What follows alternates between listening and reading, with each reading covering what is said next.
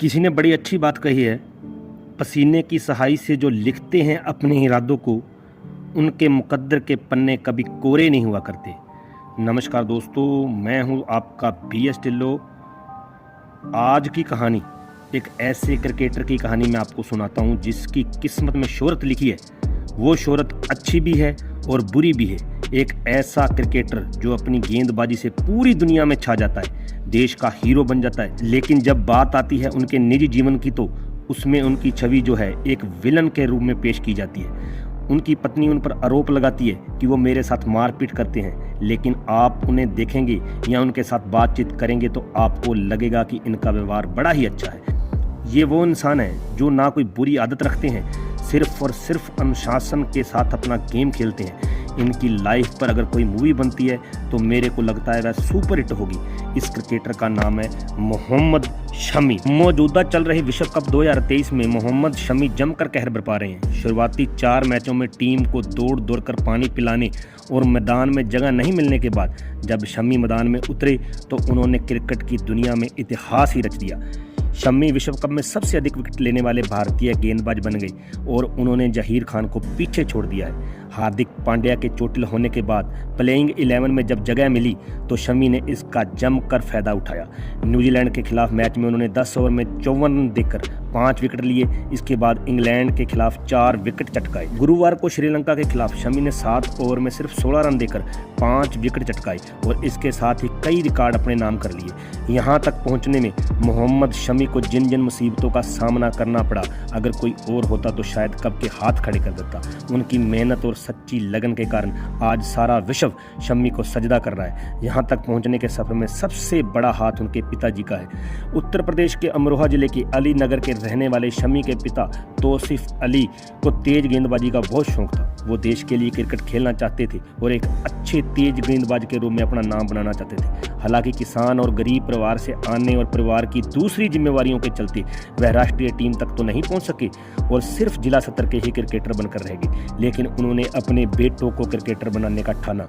उन्होंने शुरू में अपने बेटों को खुद से ट्रेनिंग देना और उनके अंदर क्रिकेट के प्रति जुनून जगाना शुरू किया। इसके बाद उन्हें लगा कि एक प्रोफेशनल क्रिकेटर बनने के लिए अच्छी ट्रेनिंग और प्रोफेशनल कोच की जरूरत होती है। तौसीफ अली खान साहब अपने दोनों बेटों को मुरादाबाद के रहने वाले और इलाके के प्रसिद्ध क्रिकेटर कोच बदरुद्दीन के पास लेकर गए। शुरू में बदरुद्दीन शमी से कुछ खास प्रभावित नहीं थे, लेकिन उन्हें उनकी गेंदों की रफ्तार पसंद थी। उस समय तक उनके पास ट्रेनिंग करने के बाद जब शमी ने उत्तर प्रदेश राज्य अंडर 19 में अपनी जगह बनाने का प्रयास किया तो वो इसमें असफल रहे। इसके बाद उनके कोच बदरुद्दीन ने उन्हें कोलकाता जाकर ट्रेनिंग लेने की सलाह दी। कोलकाता में शमी ने डलहौजी एथलेटिक्स क्लब के लिए खेलना शुरू कर दिया। क्लब से खेलते हुए एक बार बंगाल क्रिकेट एसोसिएशन से जुड़े देवदत्त दास की नज़र उन पर पड़ी तो वो शमी से बहुत प्रभावित हुए। तार के कायल हो चुके थे। उन्होंने उसे मोहन बागान क्लब भेजने का फैसला लिया। मोहन बागान क्लब में शमी भारतीय क्रिकेट टीम के पूर्व कप्तान सौरव गांगुली के नेतृत्व में खूब पसीना बहाया और इसका परिणाम यह हुआ कि उन्हें बंगाल की रणजी टीम में चुन लिया गया। यह साल 2010 का था जब मोहम्मद शमी ने अपना नाम प्रथम श्रेणी के क्रिकेटर में दर्ज कराने में सफल हो चुके थे। जब शमी को 2012 में इंडिया ए के लिए चुना गया तो यह पहली बार था जब शमी किसी विदेशी टीम के खिलाफ खेलने वाले थे, लेकिन यहाँ भी उन्होंने अपने चयनकर्ताओं को निराश नहीं किया। वेस्टइंडीज के खिलाफ उन्होंने 10वें विकेट के लिए 73 रनों की जिताऊ पारी खेलकर सबका ध्यान अपनी ओर खींचा और फिर शमी ने पीछे पलट कर नहीं देखा और न ही वो रुके। घरेलू क्रिकेट में शानदार गेंदबाजी और वेस्टइंडीज के खिलाफ जिताऊ पारी के बाद शमी को राष्ट्रीय टीम में एंट्री करने के लिए बहुत ज़्यादा टाइम नहीं लगा। हालांकि बीच बीच में चोट और पारिवारिक परेशानियों से शमी जरूर जूझ रहे थे। हालांकि सबसे बड़ी परेशानी का कारण उनकी पत्नी ही रही है। दरअसल हसीन जहां का कहना है कि शमी के कई महिलाओं से अफेयर चल रहे हैं। वो किसी लोकप्रिय और मालदार अभिनेत्री जैसे अनुष्का टाइप से शादी करना चाहते थे। मैं उसे वो सब नहीं दे सकती थी, इसलिए उसने मुझे धोखा दिया। उसने तो हमारी बेटी तक का लिहाज नहीं किया। आज भले ही हसीन जहां क्रिकेटर शमी के खिलाफ आग उगल रही हो, लेकिन एक ऐसा वक्त था जब दोनों बेइंतहा प्यार करते थे और उनकी गिनती मेड फॉर ईच अदर वाले कपल्स में होती थी।